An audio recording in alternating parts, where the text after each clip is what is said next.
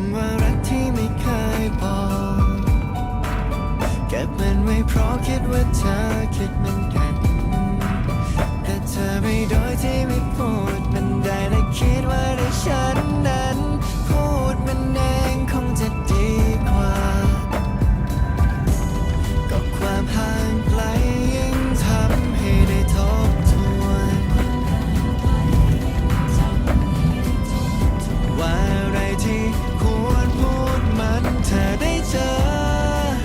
กันอีกครั้งแค่บอกว่า